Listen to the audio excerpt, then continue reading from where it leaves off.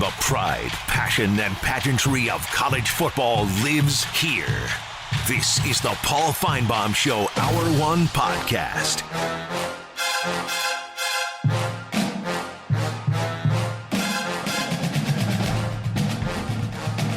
Hey, good afternoon. Welcome. We have another program in store for you, and there's some news from yesterday. Remember, yesterday we were waiting and trying to figure out what's going to happen with this expansion. Today, we have learned a little bit more, and most of it we could have told you about yesterday. The SEC acknowledging that there are two schools out there knocking on the door. A statement from Greg Sankey earlier today, the commissioner of the SEC. While the SEC has not proactively sought new members, we will pursue significant change when there is a clear consensus among our members that such actions will further enrich the experiences of our student athletes and lead to greater academic and athletic achievement across our campuses.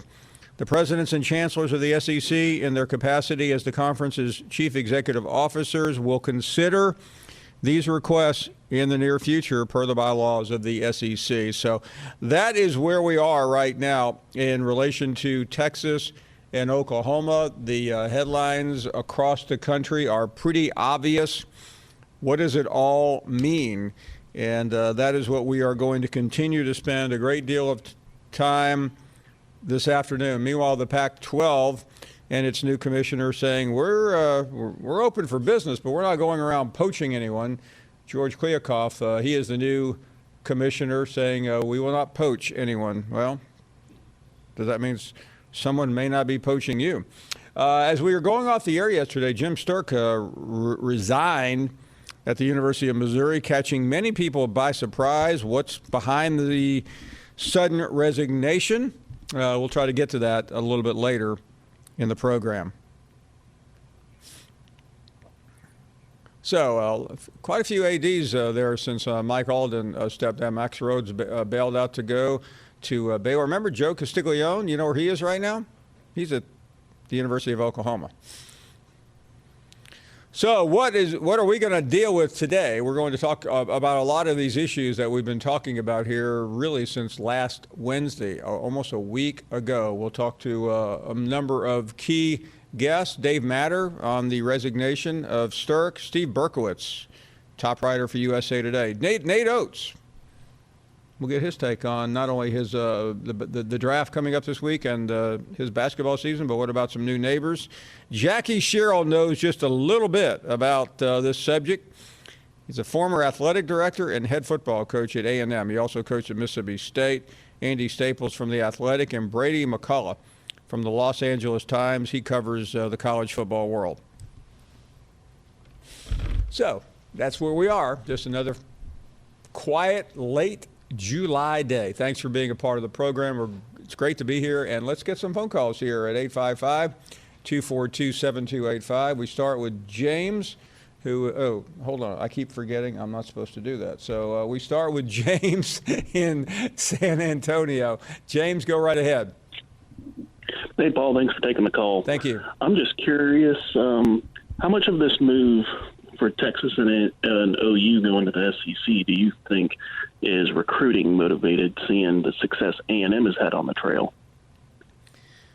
James, I think what the University of Texas looked at is the model that A&M has been using, and it's affecting them within that state and everywhere else. So, yeah, I think it has a great deal to do with it. You know, we always talk about the money, but Texas and Oklahoma aren't in dire straits. They're trying to be competitive. I mean, the money's already there.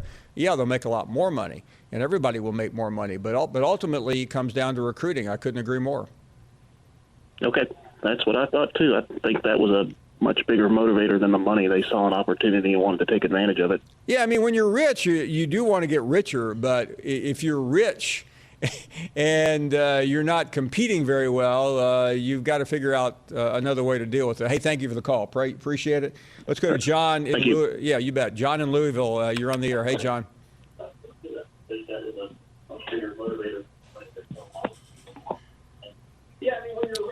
John in Louisville, Kentucky. Hey, John. Hey, how are you? We are doing great. Thank you for asking. Great. I was number one yesterday, and I got cut off. So I'm going to mention last week first. I thought last week was the best week you've had so far. And particularly when the leak broke and you had the Texas A&M coach talking and a leak behind his back. I thought that was outstanding. And I thought you really closed it out well with Chris from Gulf Shores. He is always fun. He's like your old college buddy. He's always fun to listen to. Yeah, he never... I don't know. I thought, thanks for saying what you did. I was particularly proud of our entire unit here because we were... you're in that maelstrom in Alabama, and we had some. One of our young producers, Hannah Milby, was down there. It was the first time she had traveled with us, and I said. I just screamed, "Go get Ross Bjork!" I didn't care whether he was in his car, in the bar, or anywhere. We wanted to have him on to follow Jimbo, and she just literally went out there and said, "Hey, we've got to have you." And she was not taking no for an answer. She did a great job, and I thought the combination of Jimbo and Bjork back to back were spectacular. And then another guy that we had on Wednesday, John, was Brent Zwerneman, the guy who wrote the story. I mean, there were people laughing at him, and I'm not going to. I mean, some of those guffaws you heard on this program last Wednesday night, and then he came on, and after he sat up there on the stage and said exactly how this story came about, I don't think anyone was laughing anymore. Well, you closed it out great with Jim from Gulf Shores. He's always laughing. Yeah, Chris, I've known Chris. Chris, I meant. I'm sorry. Yeah, I mean, little known fact, Chris proposed to one of his many wives on this program. Many, huh? Okay. Well, at least 3 that I can remember. Well, he's always a gentleman. He critiques ideas, not criticize people. He's one of your true gentlemen. So my idea for my crystal ball going forward with the realignment, I took you had some great guests on last week. It's all about buying value. And I looked at the revenue per conference back in 2019, ACC 20 million, Pac-12 33, SEC 44, and Big Ten 55. And here's the projection going forward in 5 years, or in 2024. ACC 27, Pac-12 42, SEC 78, and Big Ten 80. The point I was going to make is, if you're in the ACC or in the Pac-12, you want out of there. You want to get into one of the larger 2 conferences. John, you're right, and I think when all of a couple of things will start happening for the SEC, as you know, you have the expansion of the CFP, which will bring a lot more money. You have this ESPN/CBS deal that will go into effect at some point here in the next couple of years, and then when you add Oklahoma and Texas to the SEC, the money is going to continue to grow. Hey, thank you very much for the call. Appreciate it. Billy is up next in Philly. Billy, thank you for the call. Always great to have you on the program.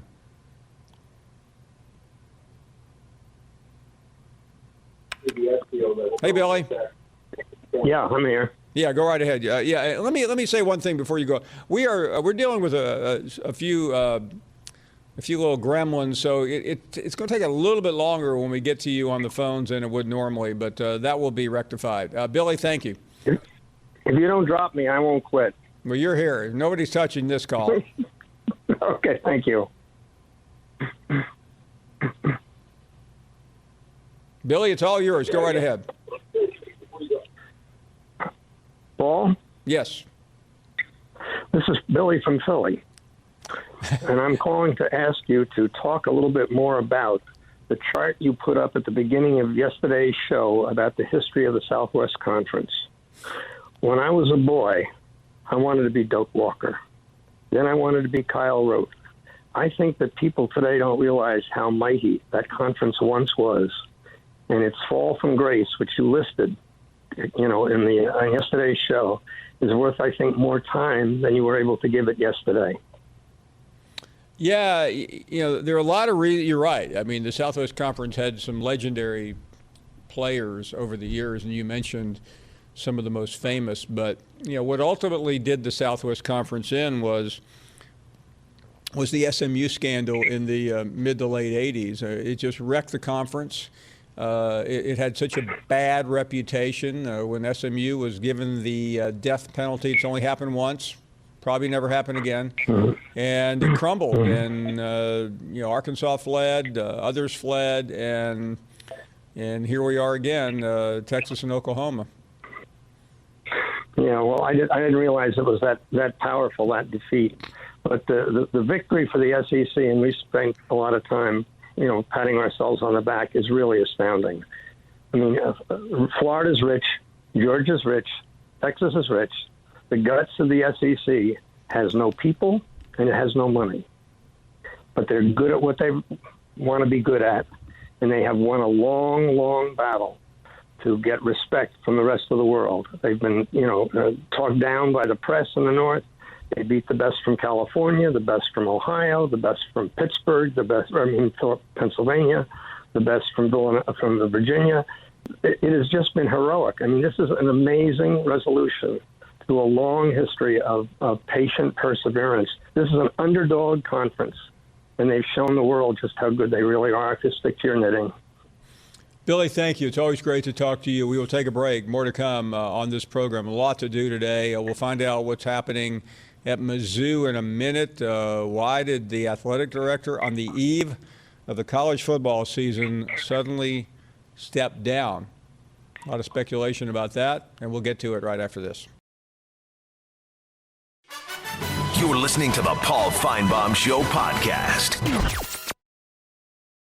Do you own or rent your home? Sure you do. And I bet it can be hard work. You know it's easy? Bundling policies with Geico. Geico makes it easy to bundle your homeowners or renters insurance along with your auto policy. It's a good thing, too, because you already have so much to do around your home. Go to geico.com, get a quote, and see how much you could save. It's Geico easy. Visit geico.com today.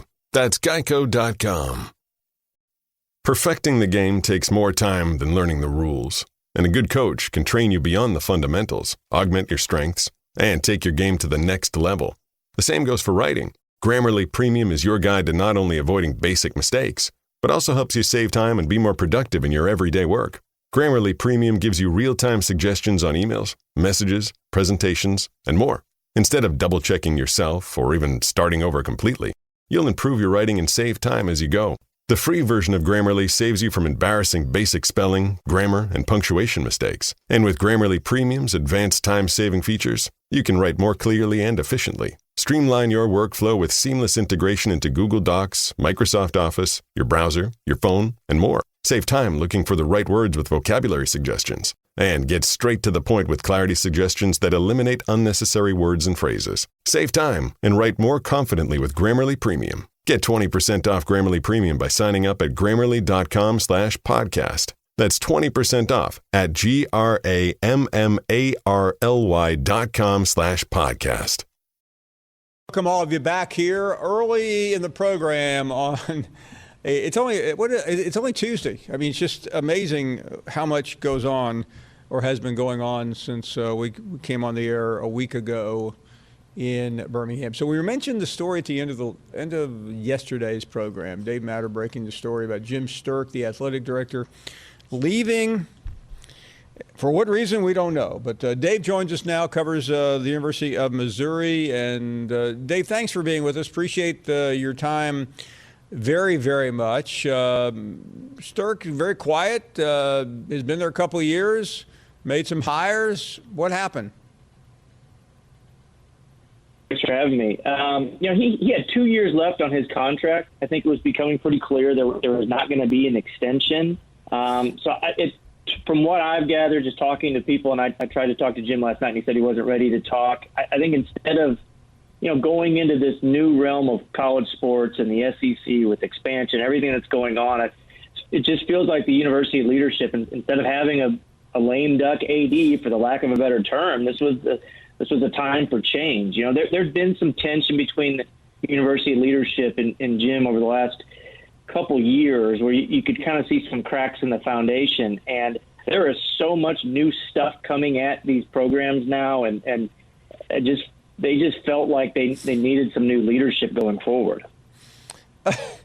I mean, Dave, listen, I'm just shaking my head because if you're told you're not going to be extended, it is a good time just to take your check and go home, especially with the complicated situation. But I mean, he made some, you tell us, some pretty good hires, didn't he? He did, and he raised record number of funds, and over the last year, it was our highest grossing year ever for fundraising coming out of a pandemic. He was responsible for some major facility upgrades. He was ultimately responsible for bringing in Eli Drinkwitz, who university leadership and the fans here just absolutely love. The devil, though, is kind of in the details with that coaching search, and that's really where things kind of went off track with the university. It didn't really go very well. Now, it ended with a good result from Missouri, but, they had to hit the reset button in the middle of that search before they even got to Eli Drinkwitz. And ever since there's been a little tension between the president of the campus and the board of curators and Jim and his department. And Jim's department's gone through some turnover. It's been a tough year going through the pandemic and all the revenue losses. And then on top of that, you've got all these sweeping changes in college sports, and especially, here in the SEC. So for those reasons, I think all added up, they just felt like it was time for new leadership. Okay, let's move on. By the way, before we move on, who are the favorites? That's always a popular conversation at the water cooler. Yeah, it's really early in the process. It hasn't even been 24 hours, but I do think there's some names out there, and these are folks with ties to Missouri, although I don't think that's necessary here. I mean, Jim Sturk didn't have ties to Missouri. Eli Drinkwitz didn't have ties to Missouri. But Mark Allnut at University of Buffalo, he's a former Missouri football player and administrator, has done a really good job at Buffalo. He was an AD at Southeast Missouri State a while back. I know this is like a dream job for him. And I think Ren Baker is another name, a guy that worked at Missouri briefly under Mack Rhodes, now at North Texas. He is just a fundraising machine. And, he's going to have, at some point, he's only 42, but he's going to have a really good Power 5 job at some point. And I think he's a guy that, Missouri, frankly, would be lucky to have. Dave Matterwithers. Dave, let's talk about, though, the big story of last week. Other than Drinkwitz, becoming a media star at his first media days, but we're talking about Texas and, of course, Oklahoma. But, Missouri doesn't get a lot of attention because Nebraska and Arkansas and so many other schools are getting the attention for having issues in the past with the University of Texas. But what were Missouri's issues with Texas back in the day? A lot of it was the Longhorn Network. And, that at the time they were planning on putting high school football games on the Longhorn Network that would feature Texas recruits or Texas targets. Gary Pinkel didn't like the idea of that. There was the imbalance of revenue sharing in the Big 12 that never favored Missouri. It always favored the Oklahomas and the Texas and for a while the Nebraskas. And then just the tone of how things went about in that league really turned Missouri's leaders off. Yeah, there was a time where Missouri was kind of playing footsie with the Big Ten when Missouri wasn't happy with some of those issues. And, that the Big 12 didn't like that. And then you had the president of Oklahoma, the late David Bourne, who made the famous wallflowers comment about how, well, Oklahoma wasn't just going to stand by. They were going to start looking around, too. And there was just this huge level of distrust at that point. And Missouri didn't know where they'd end up because they weren't really confident that the Big 12 was going to survive. And when the SEC, an opportunity opened there after Texas A&M joined, it was really a no-brainer at the time because they just had zero faith that the Big 12 was going to survive. And here we are 10 years later, and those same questions have come right back up. And I'm just curious because you're so much closer to that area of the country and know the Big 12 better than we do. And before we get to the addition, what do you think is going to happen to the Big 12? Bowlesby says they're fine, but nobody really believes it.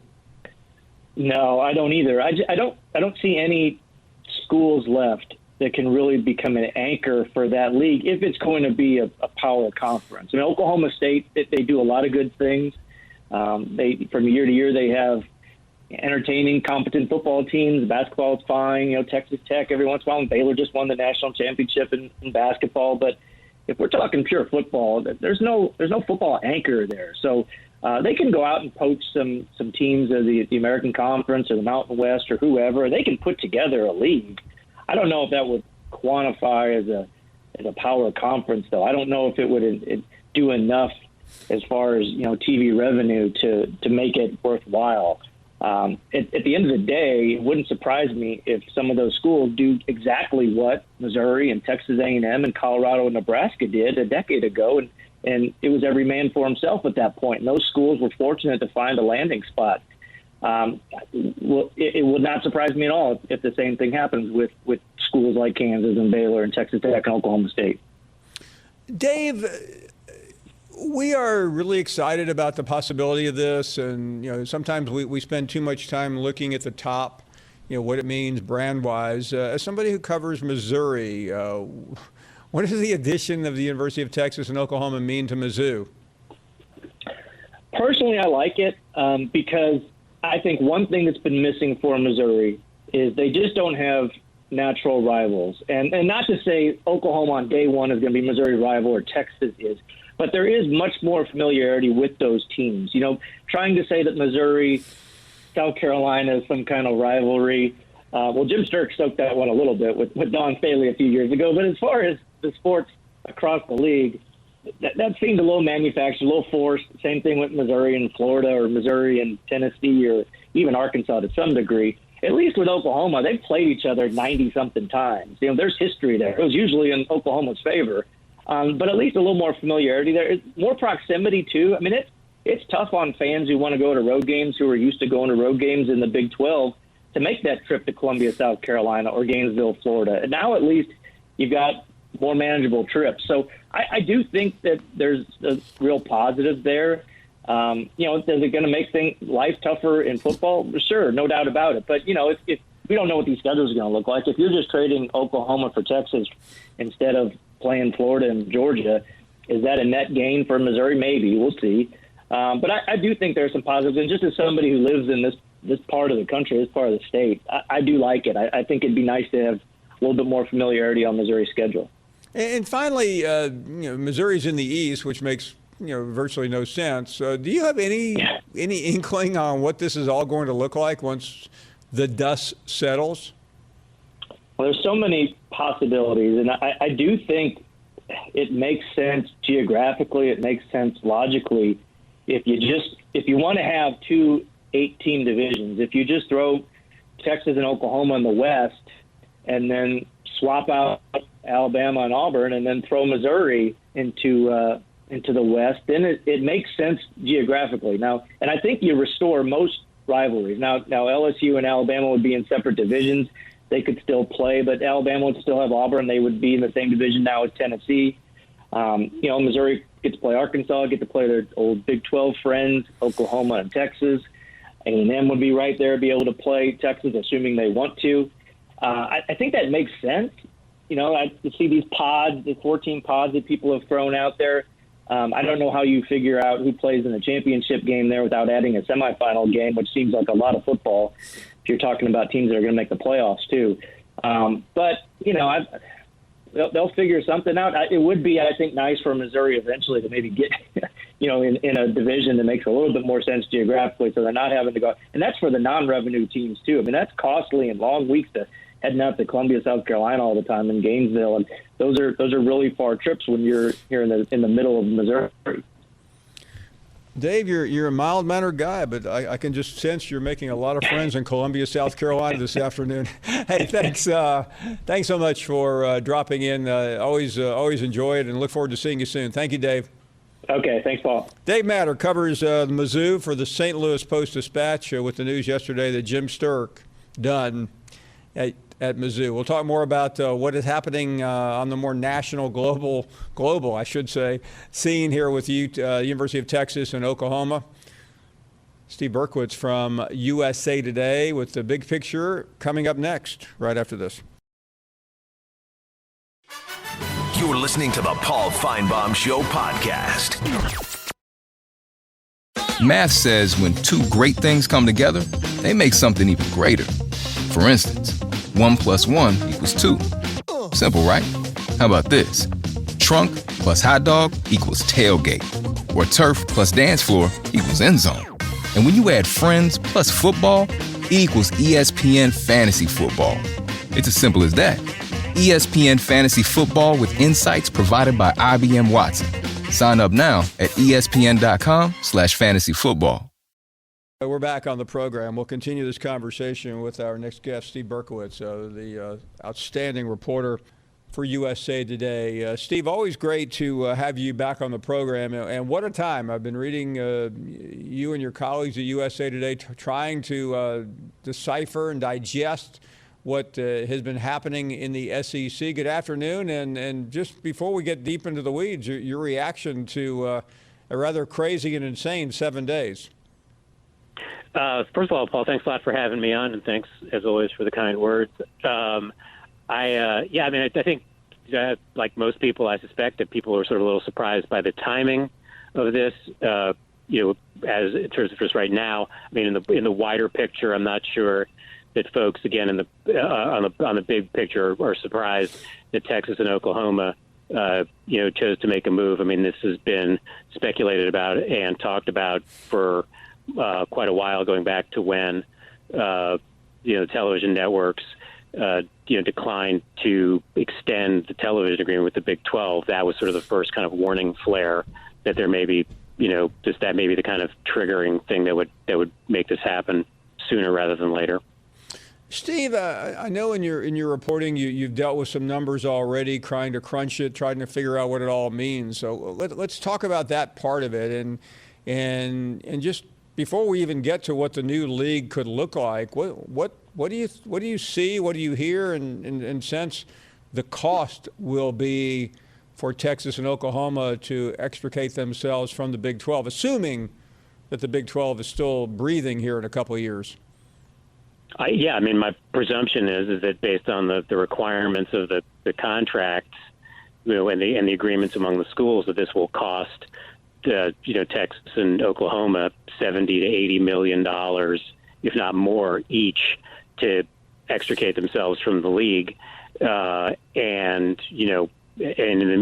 potentially, how the legal fight will go too. I mean, if you go back to when Maryland left the ACC, that resulted in lawsuits and counter lawsuits that ultimately were settled for less than what the ACC was originally demanding of Maryland to leave the ACC to go to the Big Ten. But again, that was after the school sued the conference and the conference sued the school. Steve, I know I heard you correctly because I read your piece earlier. $70 million apiece to get out of a league, which I'm not a Wall Street broker, but I'm thinking if you're going to spend that much to leave somewhere, there must be an awful lot of money elsewhere. Help make sense of that.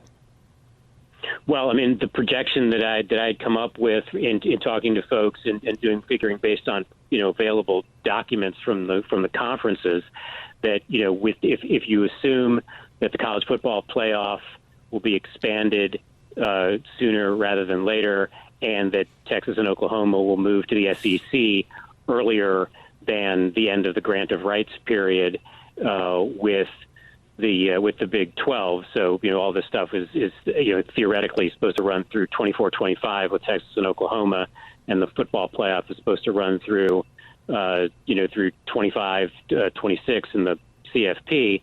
But if you assume that all these things are going to be accelerated, what I came up with was that the SEC would be looking at revenue in the neighborhood of $1.3 billion for the for the 24-25 fiscal year.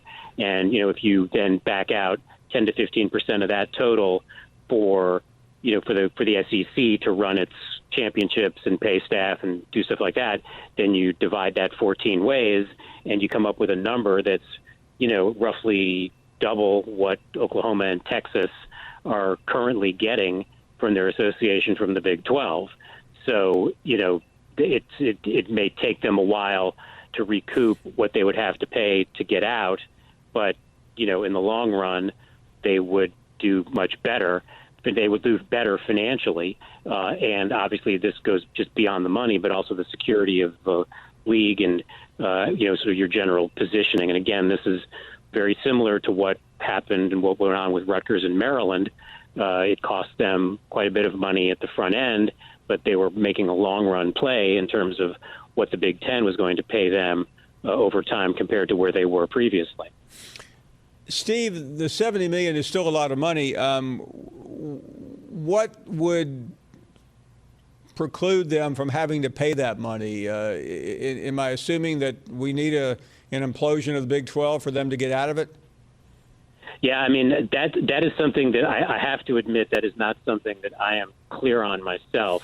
And I guess that would be up to lawyers to sort of parse through how all of that would work, whether or not money that would ostensibly be paid to the Big 12 as an exit fee, if the Big 12 ceased to exist, whether or not money would be owed to the other members of that, the members of the former league, the other 8 schools, or whether or not, there would be no payment because the entity of the Big 12 doesn't exist anymore. And that's a pretty powerful incentive, by the way, at least for the time being, for those other 8 schools to stick together as opposed to dispersing, because there's, quite a bit of money in exit fee that potentially would be coming their way. And, that's something that could help them out as they go along here. Steve, I mean, I think I know the answer to this, but, in this billion-dollar projection that you had for the SEC, is it safe to assume a lot of that comes from television money? Absolutely, yeah. I mean, the 1.3 billion, which, by the way, puts basically means that the 16 teams of the Southeastern Conference, the 16 schools, would have revenue through the conference that's equivalent to the NCAA's at that point. And by the way, and I think that was that was being conservative with the SEC piece of it by then. But yeah, I mean, for sure, most of this money comes from television. There's no, and that's true for any conference, just as it's true for the NCAA. The difference between the conferences and the NCAA is that in the NCAA's case, the money is obviously coming from the Division I men's basketball tournament, and then for the conferences, the balance of the value of the television contract is in football. And finally, I know I've heard a lot of big numbers for the Big Ten in the past in terms of value, because the SEC television package with ESPN is just now beginning to be integrated. But how would the Big Ten and the SEC compare when we get a little bit farther down the road, assuming this merger goes into effect? Well, it remains to be seen with the Big Ten, because the Big Ten is operating on shorter-term television contracts. Their agreements are going to be up for renewal in the mid part of the 2020s. I forget specifically what year that is. So the Big Ten, one of the things that Jim Delaney did before he left, when they renewed their television package, they deliberately did it in a shorter term than had been done in the past. So it's hard to know where the Big Ten is going to end up. Obviously, that's another gigantic and valuable property. So, one would assume that their revenue will go up as well, whether it's, in terms of television or streaming or how, whatever the platforms are at that point. Right now, the Big Ten is distributing more money to their schools than the SEC is. And, I guess it'll depend on sort of where when does your television contract renew, and how, it's sort of whoever has the most recent contract seems to always have the bigger payouts. But, I mean, that could change now if you have an SEC, including Texas and Oklahoma, and it remains to be seen whether or not the Big Ten will react to the SEC's move by trying to expand itself. And, again, that also changes the picture. And Steve, just to make sure, in case somebody just dropped in from Mars, we are talking about college football here, aren't we? That is a good point. It is higher education and the nonprofit world. Always right. Keep that in mind. I just want to make it clear we're talking about institutes of higher learning, student athletes, a billion here and a billion there, and as Everett Dirksen once said, we're talking about real money. Steve, great to have you on. Go ahead. Well, thanks a lot. Paul, always good to have you. Always good to be on the show. I appreciate you having me on. You really make it a lot easier for dunces like me to understand. Steve, thank you. Great to talk to you. Steve Berkowitz, the best from USA Today, and we are heading to a break, and we are coming back with more of your phone calls right after this. You're listening to the Paul Feinbaum Show podcast. This is DC and RC. I'm Daniel Cormier. I'm a former 2-division UFC champion, and I'm a bad mamma jamma. Yes, he is. And I'm Ryan Clark, former Super Bowl champ. Be sure to follow our new podcast wherever you can. We're going to talk MMA. We're going to talk sports, life. We're just going to have a great time. It's going to be a ton of fun. It's going to be fun, RC. DC and RC is ready to roll. Guys, that's DC and RC. You need to follow wherever you listen to all your podcasts. And we welcome you back, and it's always good to see what's going on around college football. The Gators and UCF, they're going to have a few games. 1 or 2 nearby and 1 or 2 long in the future. Glad to see that happening. Let's get back to the calls at 855-242-7285. And Will is in Austin, Texas. And Will, you are on the air. Good afternoon. Hey, is this Paul? Yes. Good afternoon to you. Paul, how are you? This is Will in Austin. Well, welcome to our little party over here. Listen, haven't listened to the show, obviously, but now I guess I need to start tuning in. Wanted to say, Paul, I don't know if you know this, but the word of the day is gratitude. But I'm not hearing a lot of gratitude from my SEC counterparts or my Big 12 counterparts for essentially uplifting their program at Texas for the last, 15, 20 years. Keeping them at $30 million every year instead of $5 million. Texas is now the biggest villain in college football, even though we're about to bring $1.3 billion over to the SEC. Everybody's crying about traditions and rivalries, but we're getting 3 natural rivalries just in whatever the 4th pod might be, the Southwest Conference pod, if it comes up. And I just want to know, do you look at Texas like it's a villain here, or do you think Texas is doing the right thing? I don't, and in candor, I've like everybody, I've taken my shots at Texas. I'm not going to act like I haven't, but I will tell you that in this setting, I think it's fantastic, and I think the SEC will benefit, and I think Texas will benefit. I mean, these are anybody that's ever studied economics, mergers are supposed to benefit both parties, not just one. Oh, definitely, and it's 1 + 1 = 3, and I think that's what's happening here. But, I'm here in Austin. We get a lot of transplants, and those transplants are sure liking, reaching out and saying things like, this isn't going to be Texas running the show. Texas is just going to be one of many. They won't be the alpha dog. And I still think Texas is going to have, maybe they don't get multiple seats at the table, but I still think they sit at the head of the table in the SEC. I think SEC runs through Austin now, and we'll see it maybe if there's a SEC championship game in Dallas. But this is a program that just won the Athletic Directors Cup, first program not named Stanford to do it in more than a decade. This is a program that runs things, and I think that that's still going to happen. And I don't know if Texas is, or perhaps SEC fans think that Texas is going to fall in line, or if you think Texas is going to fall in line, and I think Texas will be a good sport, but I think Texas, I think the SEC now has Texas on its mind, and I think the SEC, the epicenter of it, is shifting a little west. Hey, Will, thank you very much. I'm going to let that one marinate for a minute. The SEC now runs through Austin, Texas. Yeah, write it down. You got it. Hey, thank you. Thank you for the call, and thank you for your humility as well. We will take a break. More to come after this. We have 3 hours to go, and that's what we have to look forward to for the next 50 or 100 years here on the SEC Network. We are coming right back.